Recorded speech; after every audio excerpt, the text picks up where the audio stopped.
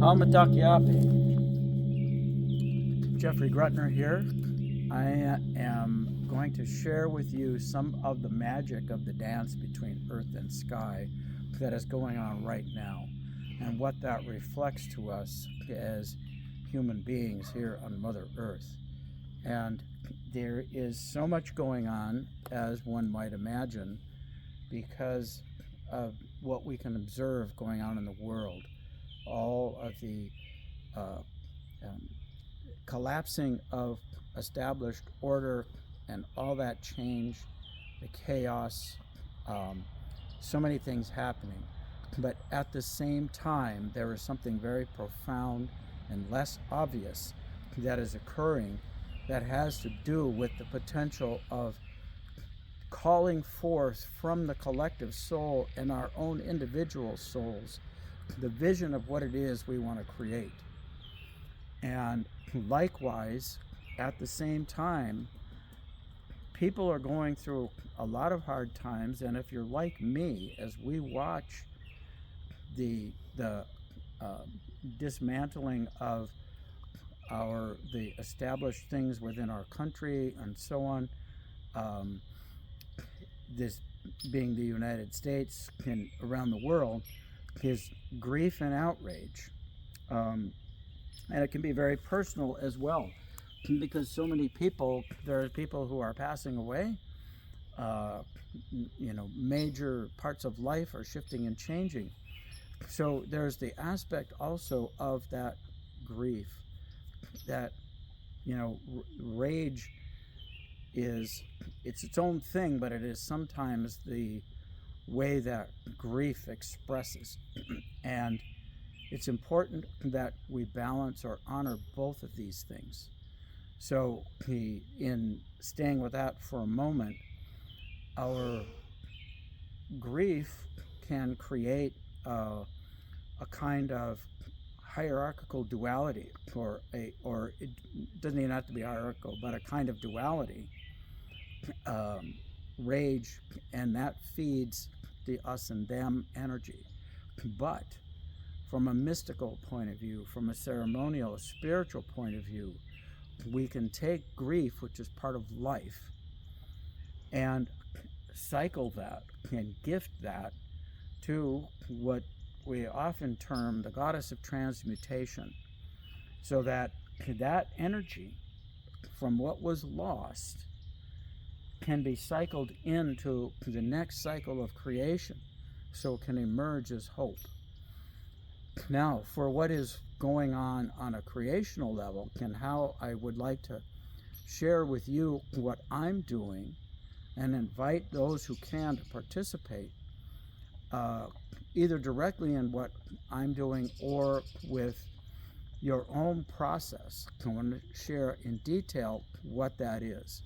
And to do that, I could have used a lot of the fancy tools that we have these days and created a video with the graphics and so on. But because this is about landing here on the earth, and especially my approach in terms of the reconnecting with nature, which includes the sky. If I could, I'd take you out in the night sky and show you these stars and these planets. But what I'm going to do is draw it here in the earth, in my sacred space here. And we'll use some stones to represent stars and planets. And I'll explain as succinctly and briefly as I can what is happening and why this is so significant at this point in time. With a reminder that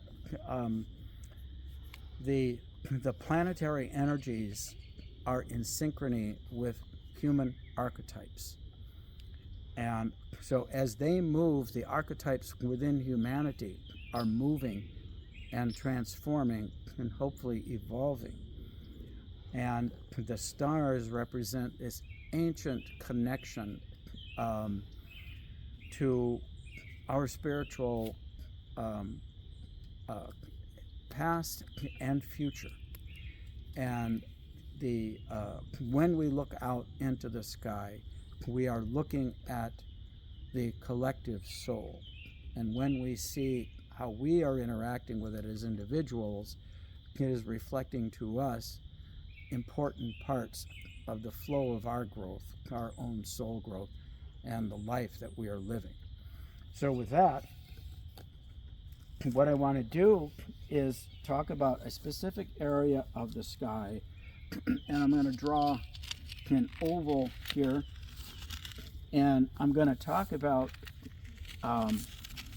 both the because I'm adopted into the Dakota way of being, and the Dakota Lakota star knowledge offers us an alternative view. And since we live here in the center of Turtle Island, I want to share that knowledge. And it is also universal, because even those areas of around the Mediterranean, Mesopotamia, Egypt, and Greece, etc., had similar ideas, but there are some distinct differences as well. But everybody saw the group of stars that I'm going to talk about as something very magical, mystical, and important. So in what is known to the Dakota Lakota as the sacred hoop of stars, you have the Pleiades over here, which I'm going to mark with this particular crystal on that edge. And then moving around, so that would be the western edge. And moving around, you come to Capella, and as two of the stars, and to Castor and Pollux. Actually, well, it doesn't have to be perfect, but you're going to get the idea. Procyon, one of the dog stars. And for Sirius, I'm going to use, again, a big crystal, because those are these two, the Pleiades and Sirius, are what are involved with the planetary energies and the kind of creative energy that I'm talking about. And then you have Rigel, which is the foot of Orion in the Euro-Western pattern. And then in between is Orion's belt. And of course there's the sword. I won't put all that in. But basically, these create a line along here. So this represents the Pleiades, this represents Sirius, this represents the belt of Orion, and that is the foot of Orion. And this circle of stars is what is known as the sacred hoop in Dakota Lakota star knowledge. Now, in the ancient Mesopotamian or Western European knowledge, this area of the sky is also known as the stellar gateway of our ancestral origins. Stellar gateway of our ancestral origins. But to the Dakota Lakota, one of the things that this area represents, instead of a hunter, what they see, and so what reflects to them their relationship, because what we see in the sky reflects to us what is in our own deep subconscious, our collective soul, the parts of our humanity that are part of the whole of humanity, but what is being reflected to them. And so they see the Pleiades. These are all very, these are sacred, and they also represent places on the earth where they're highlighted, their energy is highlighted. But what they see in the sky is a spirit animal, Tyamani. And the Pleiades is the head of Tyamani, and Sirius is the tail of Tyamani, and the belt, what we think of as the belt, is the backbone. And this is a spirit animal.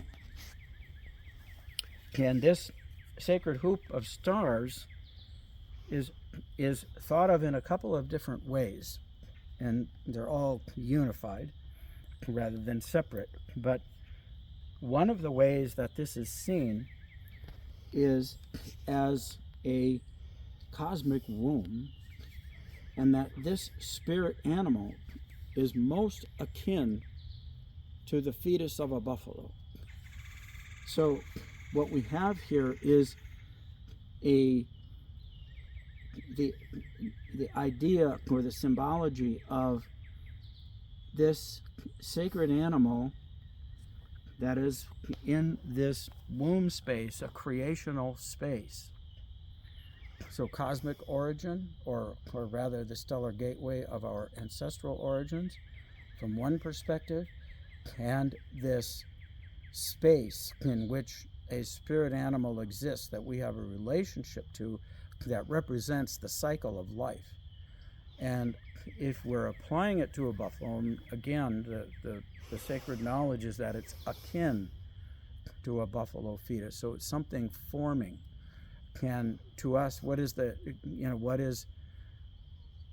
it called from us in terms of consciousness is one of the perspectives. Well, buffalo, among other things, to the Plains people, represents prayer. It represents resilience.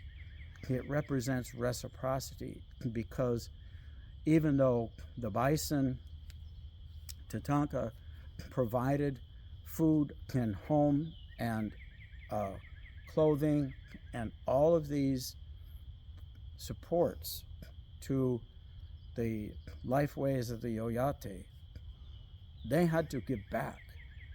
And this was an understanding that their life is linked to the life of the bison. And what is so important about that in terms of our modern consumptive and extractive culture is that we don't even think about that typically. When we go take something out of the ground, there is no honoring that the earth has given that to us. All of those iron mines across northern Minnesota, probably there's some people like me, who go there to make offerings and say, forgive us for having taken this out of the earth, and we honor this, it's sacred. That this is that kind of giving back from the consciousness to know that our life is intimately connected to all this life around us. And that is, to me, one of the things that is so important about this. And the fact that this is being highly activated at this time. And as I said, it symbolizes some other things as well. But one of the things is that the path of the planets and the stars moves across this circle,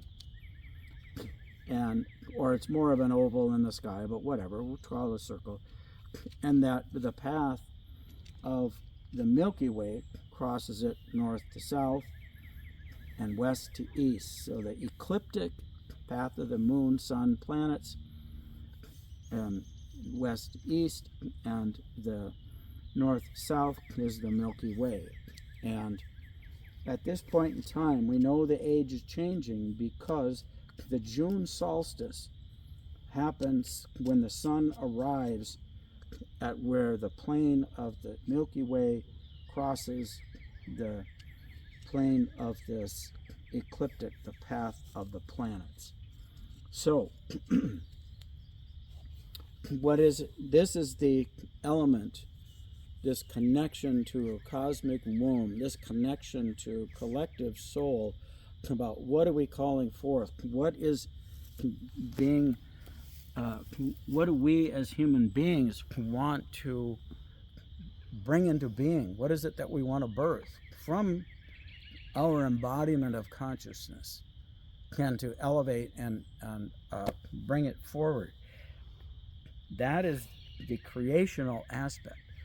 And so while we may be focused on all of the chaos of what is being destroyed out there, or maybe thinking about it as being recycled into creational energy, what is it that we want to call forth?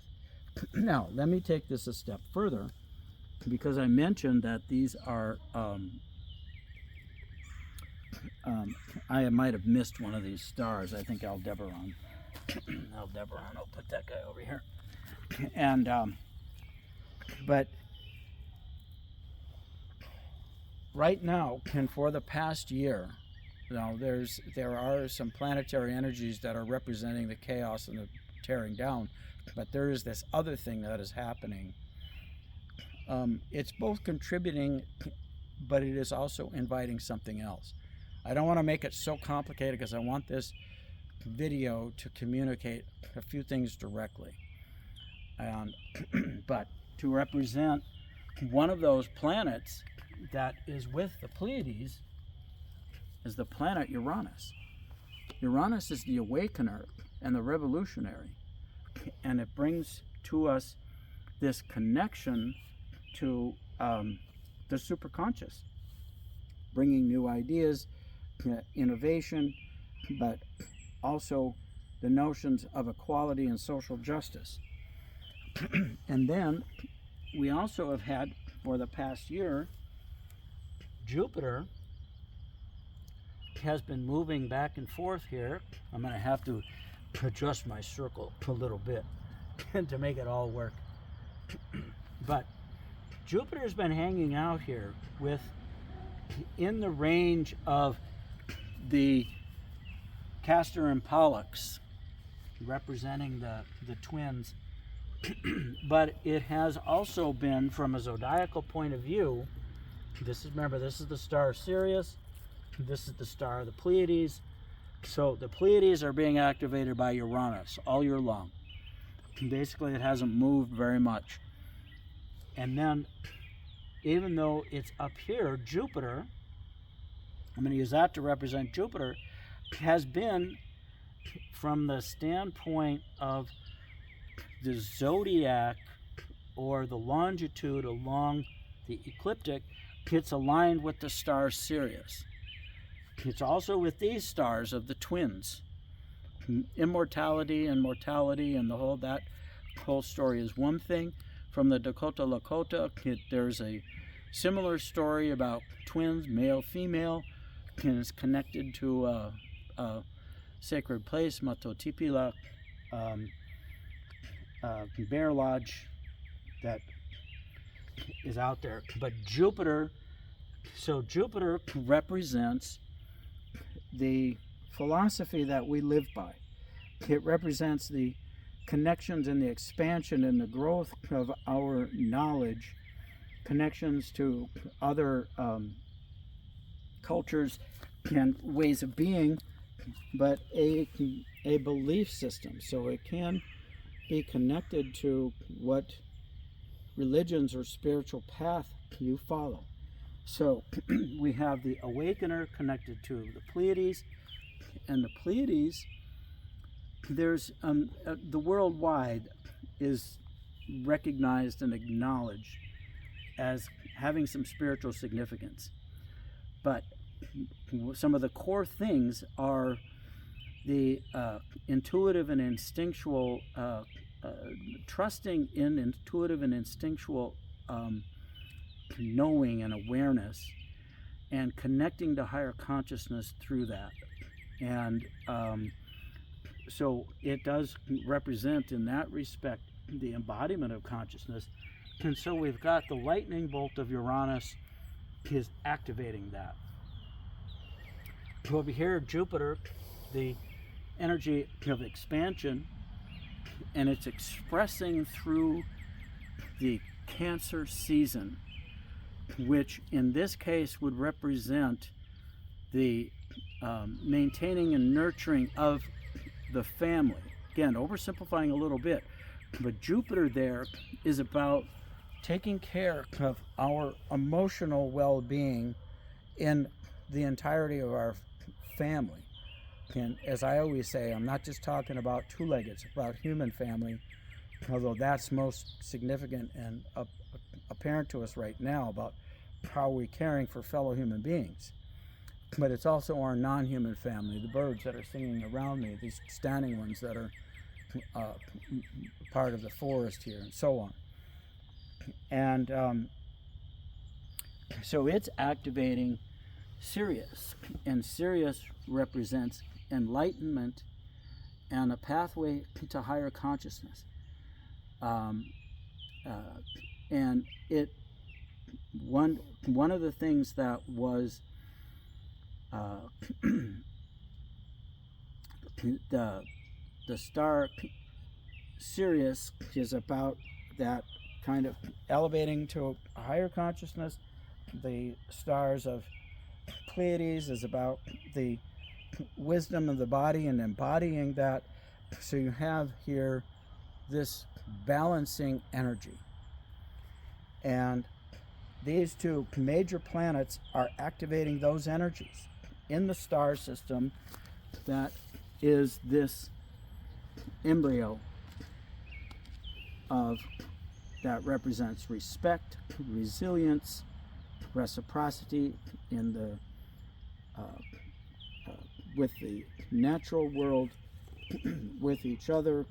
And so these things have been going on pretty much for the whole year because of the way that they've moved. That's unusual. Jupiter doesn't always stay in one area for very long. And here is something that is even more unique about this, that the star Sirius, the sun aligns with the star Sirius on the 4th of July. And so some believe that that activation, that bringing enlightenment and expansion of consciousness, that the United States, either synchronistically or deliberately, they chose that to represent something new in that way. But that is when the sun aligns with that, and Jupiter has been activating Sirius, and this happened exactly in this configuration on the 4th of July. Well, on the 4th of July a year ago, Venus came along and it activated, Venus was conjunct Uranus, conjunct the Pleiades. And then later in August, Venus came along and it was conjunct Jupiter, conjunct Sirius. So Venus has been the active planet of this creational process. Okay, so enough about the planetary energies, although I'm going to back this up because what's unique is that now, 10 months later, they come back to these same positions. And then after this, at the end of this lunation, there will be a new moon on April 17th. This is April 14th when I'm recording. April 17th, there's going to be a new moon in the last degrees of Aries. That is going to activate a bit more of the need for this deep healing each other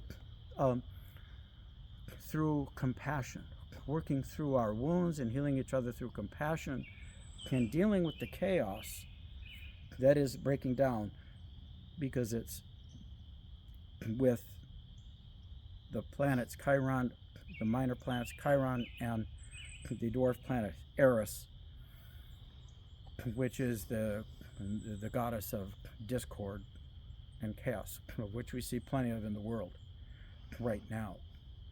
So we're being called to work on healing not just ourselves, but through generosity and compassion, working to heal others in the midst of more chaos, because the old forms need to be broken down.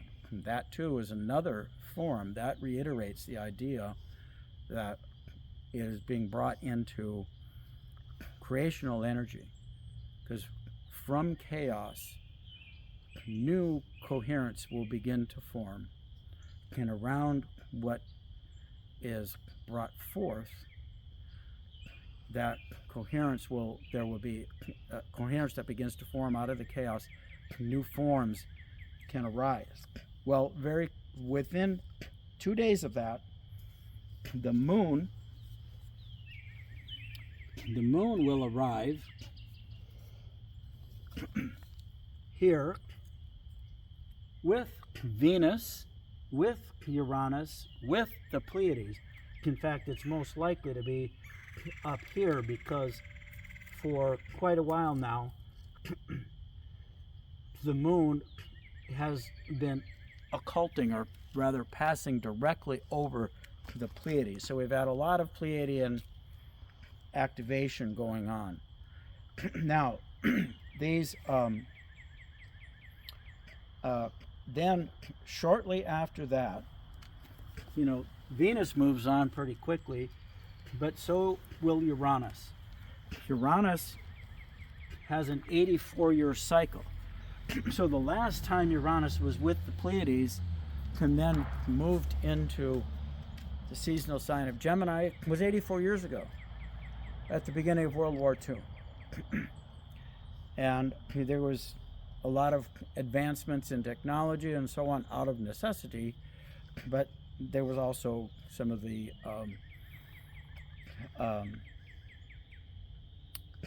there was lots of change in the world, but it's 84 years. So the fact that this happens, that this is happening right now, is really unique. That Jupiter is with one of these powerful stars, Uranus is with the other powerful star, and it happens to be activating this sacred hoop of stars. And this possibility, the potential of what we want to call for creationally from the depth of our own soul, can call it into consciousness and into being. So, after this moves, both of these will move, and over time, Jupiter will ultimately reach and leave the sacred hoop. It will take Uranus over a decade, maybe, I don't remember, but at least 14 years for it to pass over this completely. The moon does so. It crosses this medicine wheel in the sky, because that's what it is. You've got the Milky Way, and you got the ecliptic. It reaches the center point, and then it exits through the eastern door. It enters here at the western door, reaches the center point, and then leaves in the eastern door. And it does that in just about 5 days. The sun takes 45 or 50 days to cross that. And Venus will be somewhat similar. But this is happening this weekend, and over the course I don't know if those are going to pick up the owls there but they're talking right now. The airplane flew over, and there are the owls. So what is happening is that by the time of the full moon, the moon will have moved well beyond. Then Uranus will be firmly in Gemini. It will align with the brightest star in the Pleiades, Alcyone. So this is this period of time when we are bringing forth something creationally.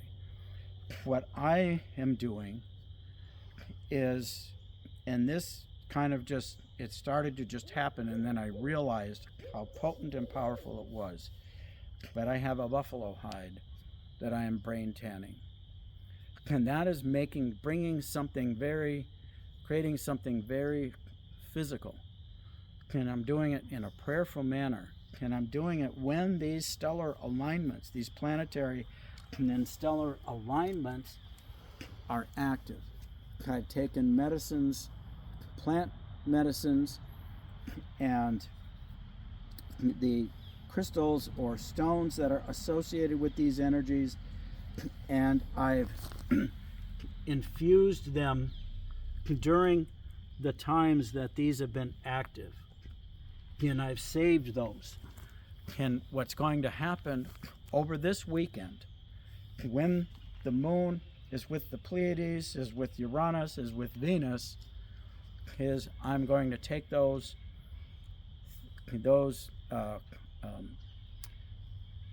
elixirs or decoctions and infuse them with the brains that go worked into the hide.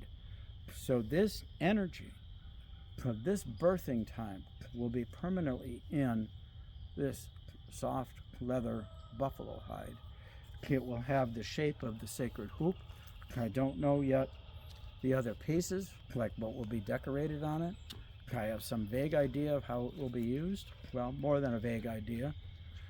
But it'll be like what this is.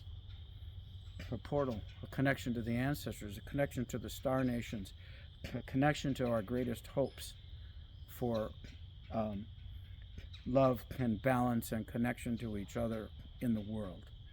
That's what I'm doing. And what I want to encourage you with what I started out with is call forth from your own soul and from the collective soul anything that that is creative to you. You don't have to be an artist, a poet, a musician to do something like that. We all have some kind of talent. And maybe it's something ephemeral, like you put together a beautiful, wonderful meal with a bunch of healing herbs and you share it with others. And that is a healing gesture. But you've done something creationally and you're calling on your own heart and soul, and even with your own, maybe the pain of the sacred wound that you carry, or the grief because your brother just passed away, like in my life, or whatever it is. We're putting that all in the mix. And for this next whole lunar cycle, through May 16th, maybe beyond, but especially now, from mid-April through mid-May,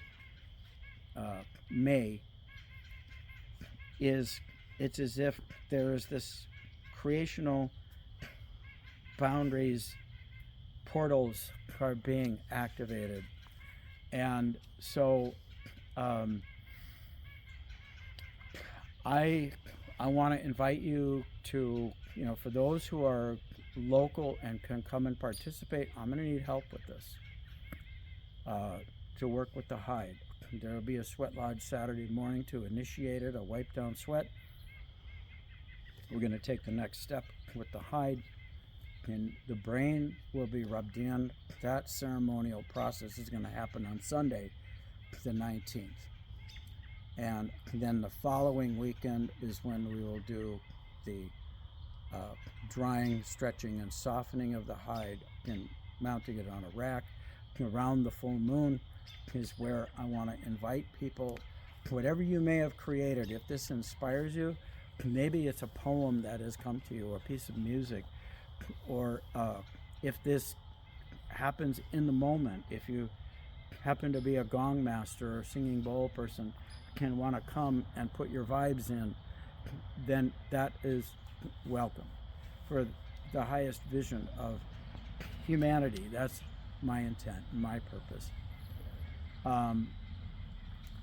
But if you're just doing it for yourself, remember to take your grief and your anger at what's being broken down and feed that into the goddess of the underworld, the goddess of transmutation, so that the creative energy that was put into whatever is being lost can be cycled back spiritually and metaphysically into creational energy, can then be envisioning and drawing from your connection to soul, anything that can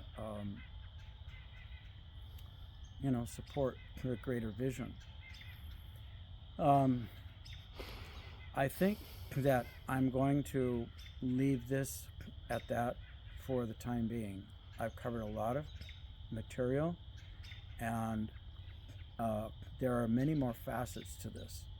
And my depth of understanding of what's happening in working as a shaman, as a medicine person, to really bring this into being and infuse this in a way that I'm just stepping into the mystery, because even I don't know. I just know Spirit guided me to do this. And I understand what's happening with the stars. And I understand the importance of our connection to the natural world and the need for us to transform our way of living on the earth and with each other. With that, I want to say, Wopida Tonka, Haumatakiwasan, thank you very much to all my relations.